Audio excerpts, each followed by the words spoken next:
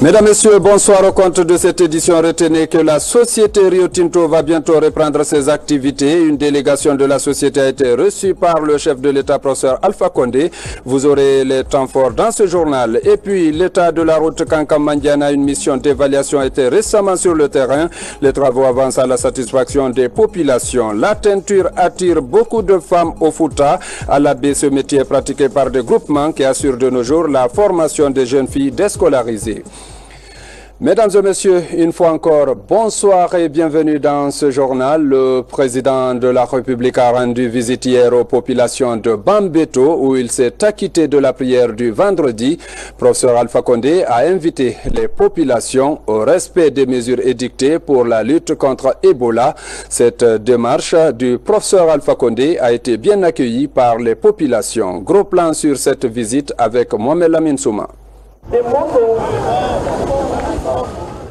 Le chef de l'État était accompagné par plusieurs de ses amis, des opérateurs économiques et des membres du cabinet de la présidence. L'imam ratib de la mosquée principale du quartier Bambeto, Eladji Thierno Sadou Diallo, a dans son sermon professer la paix sociale et l'unité nationale. Il a salué la disponibilité habituelle du président de la République à se rendre tour à tour dans toutes les mosquées de Conakry, sans exception. Selon l'imam de Bambeto, cela traduit l'attitude du chef de l'État à demeurer le père de la nation tout entière. Il a du Thierno Sadou Diallo a par ailleurs loué les efforts du chef de l'État à développer l'agriculture en Guinée, avec un accent particulier sur l'appui des producteurs à accéder aux intrants agricoles à moindre coût. En tant que leader religieux, il a beaucoup insisté sur la nécessité pour les fidèles musulmans à poursuivre la lutte contre Ebola jusqu'à son éradication totale.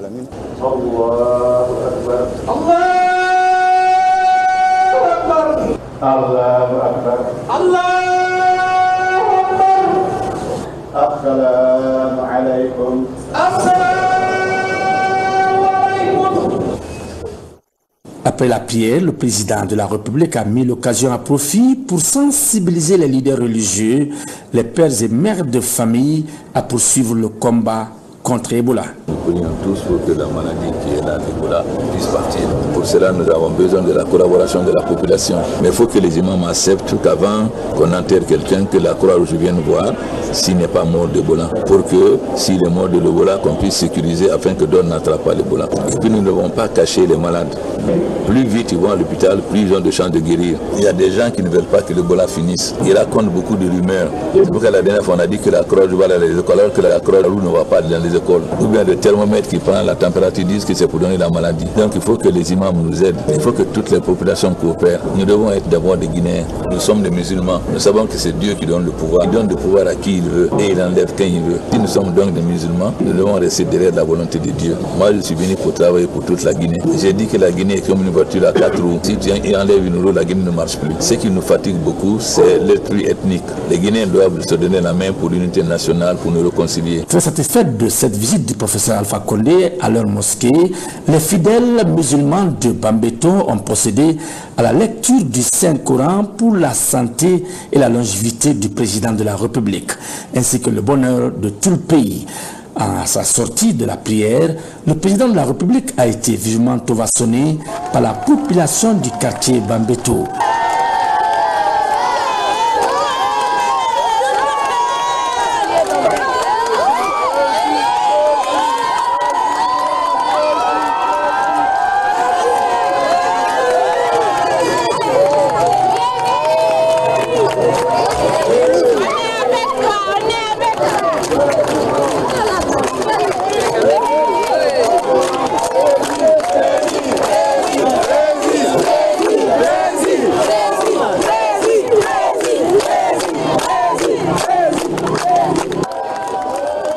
Durant ce bain de foule, l'imam ratib de la mosquée principale du quartier Bambeto est resté aux côtés du chef de l'État, preuve de reconnaissance et d'amitié. Le président de la République ovationné par les populations de Bambeto. Autre sujet capital, le géant minier Rio Tinto va bientôt relancer ses opérations en Guinée. C'est du moins ce qui ressort de l'audience qu'a bien voulu accorder le président de la République, professeur Alpha Condé, à une délégation de la société. Les échanges ont été très fructueux. Compte rendu, Mohamed Lamine Souma, Cheikh Mabinti Silla. La société Rio Tinto tient à la réalisation du plus grand projet minier d'Afrique de l'Ouest, le projet Simandou, avec à la clé des enjeux financiers de plus de 20 milliards de dollars américains d'investissement. Cette délégation de la société Rio Tinto, conduite par le chef de la direction diamants et minéraux, Alan Davis, est venue réaffirmer au professeur Alpha Condé l'engagement de Rio Tinto à poursuivre et boucler les études de faisabilité. Elle a été introduite au palais Sékou Touré par le ministre d'État en charge des mines, Kefala Yassani. Le but de la visite était de donner un point de la situation sur le projet et sur l'étude de faisabilité bancable. Nous sommes satisfaits de constater que nous rentrons dans une nouvelle phase d'Ebola, donc où la situation semble s'améliorer. Notre priorité absolue est la sécurité et la santé de nos employés, et nous voulons faire en sorte que les sous-traitants éventuels, les entreprises puissent venir dans le pays en toute sécurité, en toute santé, pour que nous puissions mener à bien l'étude de faisabilité bancable. Le gouvernement guinéen, sous le leadership du président Alpha Condé, rassure quant à la relance très prochaine du méga-projet minier Simandou. Comme l'Ebola est plus ou moins sous contrôle actuellement, donc la société fait tout pour pouvoir attirer les sous-traitants qui doivent aider à conduire l'étude de faisabilité, pour que le projet puisse démarrer dans les meilleurs délais. Donc l'espoir est permis dans la mesure où le gouvernement lui-même a décidé qu'avec les pays voisins du Libéral et de la Sierra Leone, qu'en avril, normalement, l'Ebola devrait être derrière nous. Donc si cela se réalise, la société est prête à mobiliser toutes les ressources nécessaires, techniques et financières, pour que le projet puisse être relancé. Voilà qui fait rêver quand on sait que le projet minier Simandou, c'est plus de 3000 emplois, la construction du chemin de fer Trans-Guinée qui partira de la région forestière à la Basse-Guinée, un port en eau profonde et des routes bitumées, entre autres. Et juste après cette audience avec le chef de l'État, le vice-président de Rio Tinto, Alain Davis, a ensuite animé une conférence autour du projet, conférence au cours de laquelle il a réaffirmé l'attachement de sa société à la réalisation du projet d'exploitation du minerai du Simandou. Compte rendu, Bernard Tonguino. Plus d'un an après la réduction des travaux d'exploration du projet Simandou à cause d'Ebola, Alain Davis vient rassurer les autorités guinéennes de la volonté de sa société à relancer les activités dès la fin de l'épidémie. Au cours de cette conférence de presse, le numéro 2 du géant minier a exprimé sa solidarité au peuple de Guinée dans le combat contre Ebola. Tout d'abord, pour exprimer notre solidarité avec la situation qui a trait à Ebola. Et nous faisons tout en sorte pour que les maîtres d'ouvrage puissent revenir dans le pays le plus tôt possible, de façon à ce que nous puissions mener à bien le projet. Nous devons terminer l'étude de faisabilité bancable, c'est ce sur quoi nous travaillons d'arrache-pied. Et par ailleurs, énormément de travail est mené. Bien sûr, il y a la route Bela-Zero-Corée, il y a le centre de formation de Bela, et il y a également les activités portuaires au niveau de Forecaria. Donc il y a énormément d'activités qui ont lieu aujourd'hui.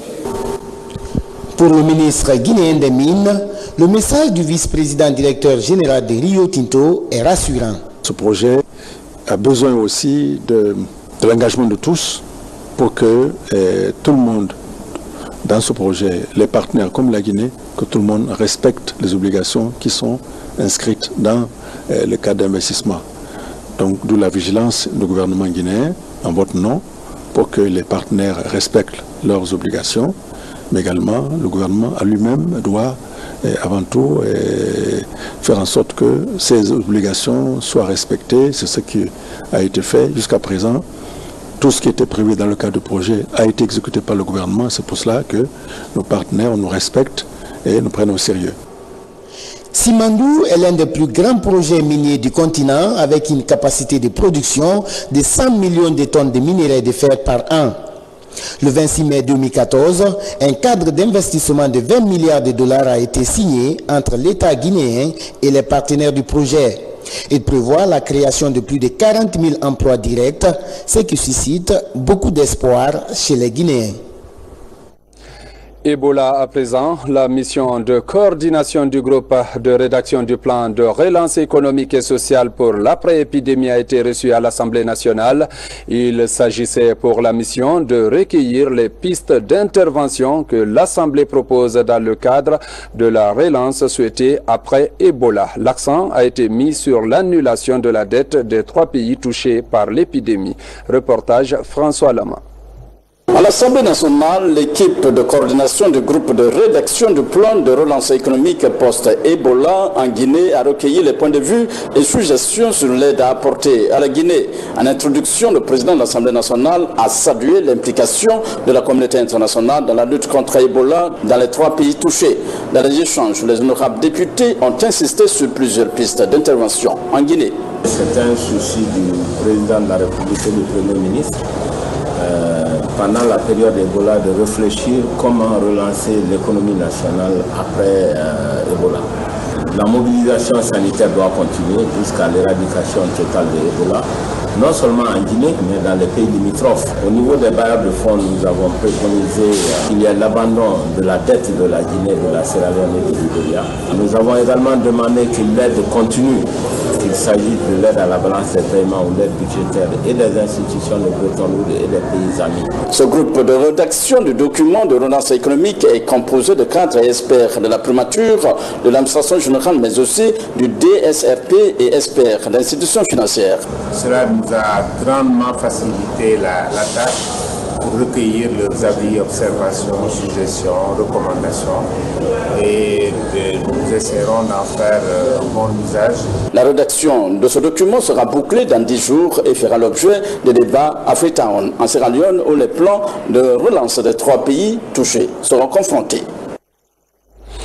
Un programme de développement donc en préparation pour après Ebola. D'ici là, retenez que la lutte contre l'épidémie rencontre des cas de réticence dans certaines préfectures, des comportements qui perturbent la stratégie de lutte engagée par le gouvernement.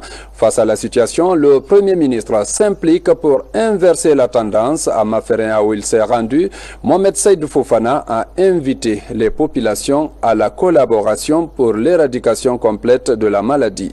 Ousmane Bangoura. La sous-préfecture de Mafréya, préfecture de Fourkaria, située à 25 km du chef-lieu.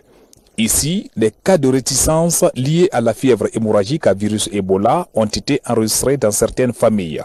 C'est pourquoi le Premier ministre Mohamed Seydou Fofana, en compagnie d'une importante délégation, a tenu à expliquer à cette population de Mafréya la dangerosité de garder un malade d'Ebola dans la famille. L'esprit de la rencontre est vivement apprécié et soutenu par un guéri d'Ebola. Je suis un agent de santé, je suis ATS. J'étais dans une famille de Mebo et j'avais eu deux cas d'Ebola, mais moi-même je ne savais pas. Ils m'ont appelé, Mabo, oui, j'ai 2 enfants là qui sont malades, qu'on va faire tout possible de les envoyer chez vous là-bas. Moi j'ai dit d'accord, envoyez les enfants, je vais les voir. Bon, c'était les enfants qui avaient d'Ebola, moi je ne savais pas, je les ai touchés, je les ai envoyés au centre de santé. Bon, eux aussi ils ont vu que l'affaire là c'est un cas d'Ebola. J'ai tenté d'appeler le 115, la famille des enfants ont dit, il ne faut pas appeler les gens là. Vous voyez, bon, c'est à part de ça que moi j'ai essayé l'affaire, ils m'ont envoyé au centre de traitement des soignants, à l'aviation militaire, c'est là-bas que j'ai été soigné. Aujourd'hui, ce que je vais dire à la population, d'être sûr que la maladie existe en Guinée. Cette rencontre a permis à ces populations d'exprimer leur satisfaction suite aux mesures prises par le gouvernement guinéen dans la lutte contre le virus Ebola. À un certain moment, quand on a commencé à extraire les malades pour les envoyer dans les structures sanitaires, on a eu beaucoup de problèmes. Ça commence à être compris par les gens parce que à chaque moment ou à chaque jour, on nous informe maintenant que les gens nous quittent ici pour aller se présenter à Fourkaria pour dire que vraiment soit ils ont les maux de tête ou les maux de ventre ou bien ils ont le corps chaud, ainsi de suite. Avec les signes Ebola, ils vont se présenter eux-mêmes au centre de traitement. Le chef du gouvernement, Mohamed Seyd Fofana, a mis cette rencontre à profit pour inviter les populations de Mafrenya au strict respect des règles d'hygiène édictées par les spécialistes de la santé. Le ministre d'État de l'économie et des finances en séjour à Kissidougou a visité le centre de traitement d'Ebola de la localité. Mohamed Diaré a remercié les acteurs impliqués dans la prise en charge des malades. L'occasion a été également mise à profit pour expliquer le plan global de riposte engagé par les pays de la Manoriva Union. Reportage Sekou Souma, Mamadi Gassama, Mohamed Lamine Kaba. Kissidougou est l'une des préfectures qui a connu la présence du virus Ebola. Aujourd'hui, le rapport des autorités sanitaires révèle qu'un mois, 20 jours sont passés sans aucun cas de malade d'Ebola. La nouvelle réjouit le ministre d'État de l'économie et des finances. Mohamed Diaré, parent de la préfecture, rencontre le personnel de la santé. Objectif, les remercier mais aussi les encourager à redoubler d'efforts pour gagner le pari du plan d'urgence Ebola en 60 jours. Nous rendons compte effectivement qu'à Kissidougou quand même c'est un bon élève qu'il faut citer parce qu'ils sont parvenus à circonscrire, à arrêter la propagation de l'épidémie et le comité de veille fonctionne très bien. Je pense que c'est un cas aussi parce qu'on a vu ce qui s'est passé à Télémélé. Là aussi ça a été bien apprécié et cité. Dalaba également, Kissidougou. Je pense qu'il faut mixer tous ces cas pour essayer de voir au niveau des préfectures où il y a des réticences, mais qui sont aussi liées à la désinformation pour que ces préfectures aussi puissent faire la même chose que celle que j'ai citée. À Kissidougou, le message semble être compris par la population. Ici, c'est l'union sacrée derrière la coordination préfectorale de riposte à Ebola. 60 jours, Ebola, zéro Ebola. Au vu des résultats que nous avons aujourd'hui à Kissidougou, c'est des résultats encourageants. Ce centre de transit d'Ebola, construit grâce au concours du gouvernement et ses partenaires, a été l'objet de visite de la part de la mission gouvernementale. Depuis sa construction, aucun malade d'Ebola n'est passé par là. Un signe positif dans la lutte contre le virus Ebola à Kissidougou. Et puis, une mission de la BAD, Banque africaine de développement, vient de séjourner dans notre pays. Conduite par un expert en santé publique, la mission est venue s'enquérir des mécanismes de gestion des fonds alloués à la Guinée pour la lutte contre Ebola. Explication, Sori Dekera. La BAD, Banque africaine de développement, est l'un des partenaires privilégiés de la Guinée dans son combat contre l'épidémie de la fièvre hémorragique à virus Ebola. La prise en charge des comités de veille locaux et des volontaires de la CEDEAO, les appuis budgétaires à la coordination nationale de riposte figurent parmi les actions essentielles de l'institution sur le terrain. Au total, 8 préfectures du pays bénéficient de l'appui de la BAD. Pour s'assurer de la gestion efficiente des fonds, cette mission est dépêchée auprès des autorités sanitaires guinéennes. Nous avons mesuré l'ampleur du travail qui est fait par le gouvernement pour faire reculer l'épidémie et nous sommes satisfaits de ce qui se passe. Et nous avons pris ces conseils et nous allons les utiliser pour mieux valoriser l'appui de la banque. C'est vrai qu'il faut continuer les efforts, mais en même temps qu'on continue les efforts, on parle déjà de relèvement, de relance. Et la Banque africaine est vraiment en plein dans ça et prendra une part importante à la relance économique. Donc je pense que nous serons toujours là et nous allons aussi renforcer notre présence pour mieux accompagner la mise en œuvre de tout ça. L'institution monétaire africaine est déterminée à améliorer son projet d'assistance à la Guinée. Sur les 52 millions de dollars accordés au pays, seulement 21 millions sont décaissés à ce jour. La deuxième composante à décaisser devrait servir au renforcement du système de santé à travers la construction et l'équipement des infrastructures sanitaires adéquates. Les travaux sur la route Kankan-Mandiana avancent à la satisfaction des populations des zones traversées par le projet. Une mission de contrôle était récemment sur le terrain pour évaluer la qualité des travaux. Le constat avec Fodé Bangali Fofana. L'entreprise Guiter est à pied d'œuvre dans la réalisation de ce projet, la construction de cette route nationale Kankan-Mandiana. D'une étape à l'autre, les travaux se réalisent peu à peu. Après le dégagement des emprises de la chaussée et la mise en place de la déviation pour les usagers, commencent les travaux de terrassement proprement dit. Plusieurs camions bennes mobilisés assurent le transport de la latérite de la carrière à la plateforme. Ensuite interviennent les gradeurs et autres compacteurs. Parallèlement à ces travaux de terrassement, la construction des ouvrages hydrauliques est mise en place à l'aide des coffrages métalliques. C'est pour faire ce constat, faire une évaluation du niveau d'avancement de ces travaux que Madame le secrétaire général du département des travaux publics est arrivée à Kankan. Au niveau de Kankan Mandiana, ça a été une surprise dans la mesure où à la date de mon départ, je n'avais reçu qu'un seul rapport de la part de la mission de contrôle. Un rapport d'établissement qui ne donnait aucune indication de l'état d'avancement des travaux. C'est ce qui a surtout motivé mon déplacement pour venir voir réellement qu'est-ce qui se passe.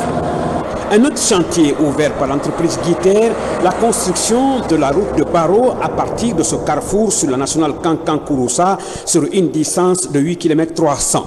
C'est à la demande expresse du gouvernement que ces travaux viennent de commencer.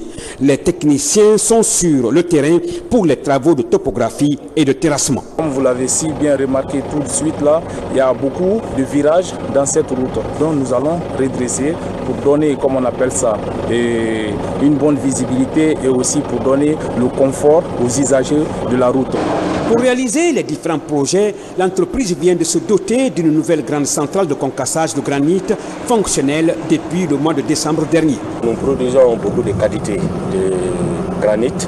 On a le 816 pour le goudron, le 410, on a le 031 aussi, plus les ballasts pour le moment.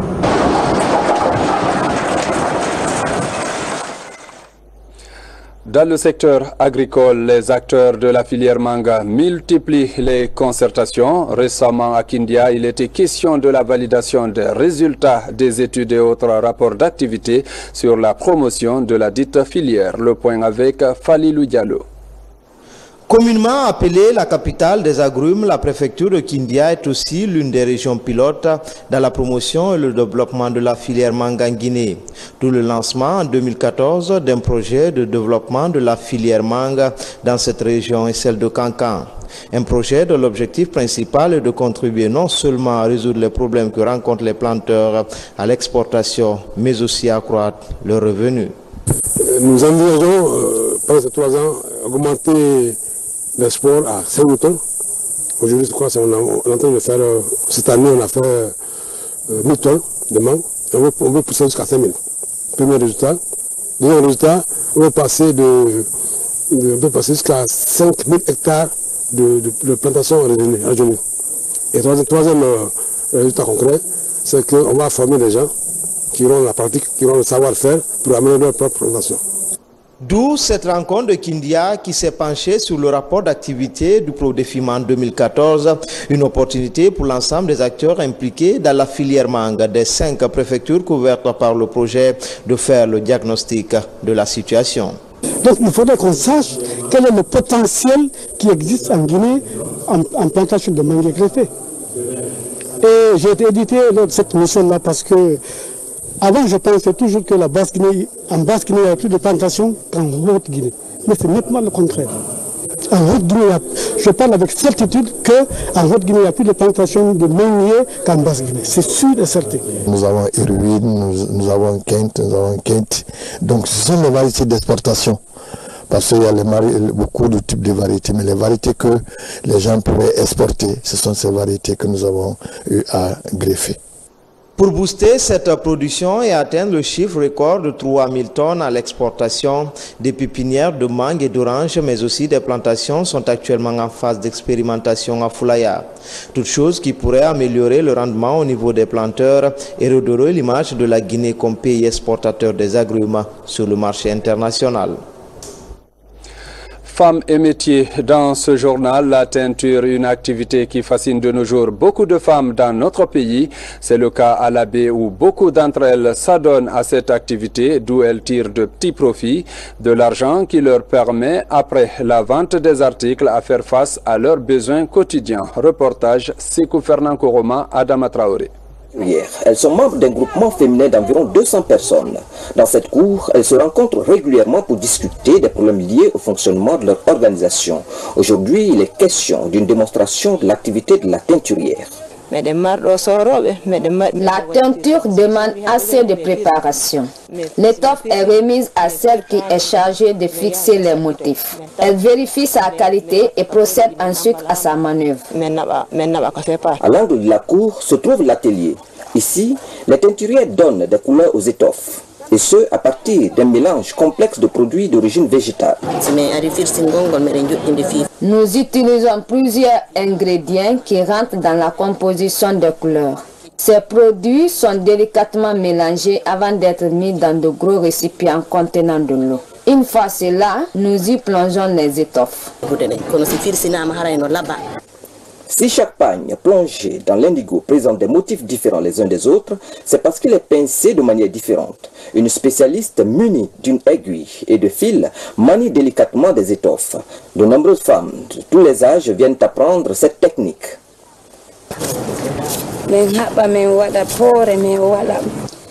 J'attache méthodiquement chaque pagne pour maintenir la dimension des motifs.